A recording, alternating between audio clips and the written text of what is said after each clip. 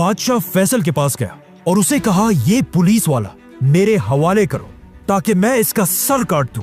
लेकिन फैसल ने कहा, नहीं, पुलिस वाला तो बस अपनी ड्यूटी कर रहा था, गलती तुम्हारे बेटे ने की थी, और जब तक मैं सऊदी का बादशाह हूं, जो भी कानून तोड़ेगा, चाहे वो शहजादा हो या कोई आम आदमी, उसे सजा मिलकर रहेगी।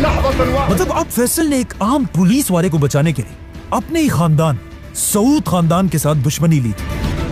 इस शहजादे की मौत को याद रखें, क्योंकि इसी शहजादे की मौत की वजह से आगे जाकर शाह फैसल को भी शहीद किया गया था। ये सब तो सऊदी के अंदर हो रहा था, लेकिन सऊदी अरब के बाहर भी फैसल आहिस्ता आहिस्ता एक इंटरनेशनल लीडर बन रहा है। Her Majesty warmly welcomed the dignified Middle Eastern ruler. क्योंकि जैसे ही फैसल बादशाह बना, उसके कुछ ही अरसे बाद एक बहुत बड़ी जंग शुरू हुई, Pakistan versus India.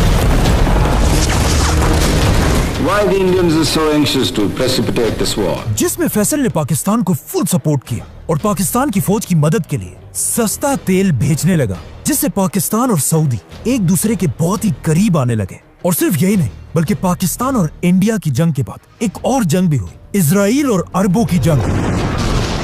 Arab states went to war with the Israelis. अब इजराइल के साथ पहली जंग में फैसल के बाप अब्दुल अजीज ने फलस्तीनियों की कोई मदद नहीं की थी, लेकिन अब जब फैसल सऊदी अरब का बादशाह था, उसने अपनी 20,000 की फौज के साथ फलस्तीन और अरबों की मदद की।